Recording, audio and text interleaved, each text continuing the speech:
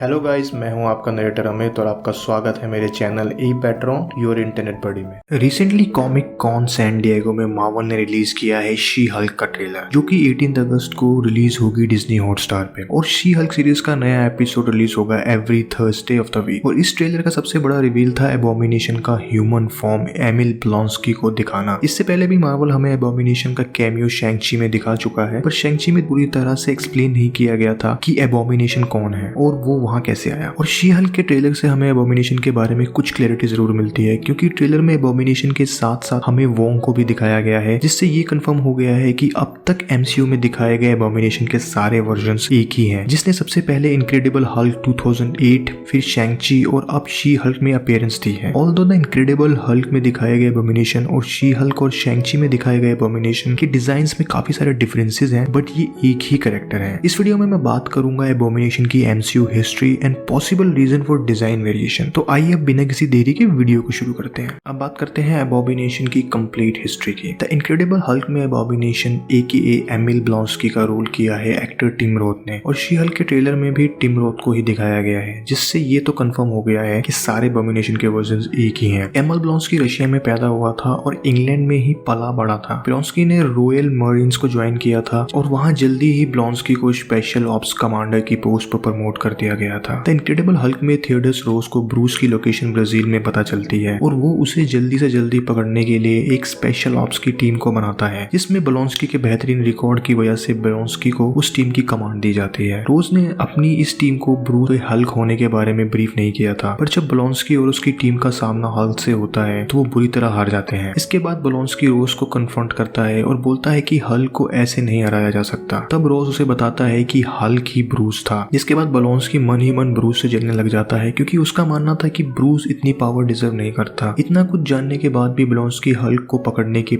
Mission के लिए अपने आप को वॉलंटियर करता है, जिससे रोज काफी इंप्रेस हो जाता है और वो उसे top secret project super soldier serum की लो डोज देना शुरू कर देता है, ताकि वो कॉम्बैट स्किल्स में इंप्रूव हो सके। उनके इनिशियल प्लान के अकॉर्डिंग वो साइड इफेक्ट्स दिखने पे सीरम की डोजिंग को रोक देंगे। सुपर सोल्जर सीरम की 2 डोजेस ब्लॉन्स्की को दी जाती है, बोन मैरो और डीप टिश्यू में। और सीरम की डोज के बाद भी ब्लॉन्स्की अपनी अगली आउटिंग में हल्क को नहीं हरा पाता और बुरी तरह इंजर्ड हो जाता है। और thanks to super soldier serum Blonsky काफी तेजी से ठीक हो रहा था। जब ब्लॉन्स्की रिकवर हो जाता है तो हम ब्लॉन्स्की की बॉडी में विजिबल इंप्रूवमेंट्स को देख पाते हैं। और अब रोज ब्लॉन्स्की को सुपर सोल्जर सीरम की एक और हाई डोज देता है और हम देख पाते हैं कि सेकंड डोज के बाद ब्लॉन्स्की में कुछ साइड इफेक्ट्स भी होने लगे थे और वो एज पे चला गया था। और मूवी में ब्रूस न्यूयॉर्क यूनिवर्सिटी में प्रोफेसर सैमुअल स्टर्न्स के साथ मिलके अपने आप को ट्रीट करने की कोशिश कर रहा था। सैमुअल आगे चल के हल्क के मशहूर विलन लीडर बनने वाला था, बट हमें वो इस मूवी के बाद दोबारा किसी भी मार्वल मूवी में देखने को नहीं मिला। सैमुअल की फैसिलिटी पे यूएस मरीन्स अटैक कर देते हैं और अब क्योर्ड हो चुके ब्रूस और रोस की बेटी बैटी को वहां से अरेस्ट करके ले जाते हैं। बट ब्लॉन्स्की नोटिस करता है कि सैमुअल ने ब्रूस के ब्लड की डिफरेंट कंसंट्रेशंस बना रखी थी एक्सपेरिमेंट्स करने के लिए। ब्लॉन्स्की सैमुअल को फोर्स करता है कि ब्रूस के गामा रेडिएशन से भरे हुए ब्लड को वो ब्लॉन्स्की के अंदर ट्रांसफ्यूज कर दे, और इसके बाद ब्लॉन्स्की एबोमिनेशन बन जाता है। मूवी के क्लाइमेक्स में हमें एबोमिनेशन और हल्क के बीच में एक काफी जबरदस्त फाइट दिखाई जाती है, जिसमें एबोमिनेशन हार जाता है। इसके बाद शील्ड ने ब्लॉन्स्की को अलास्का में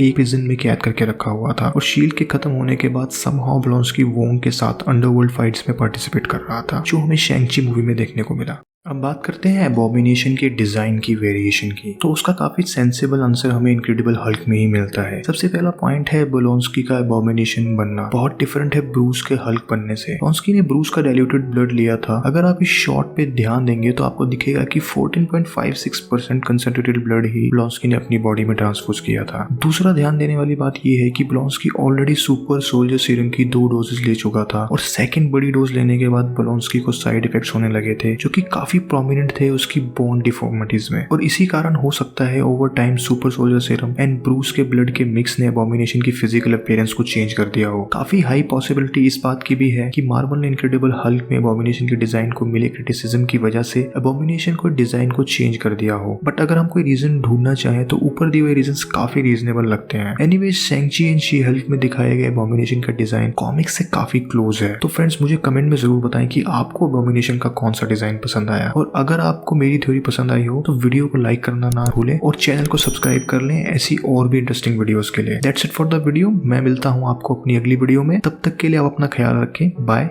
पीस आउट।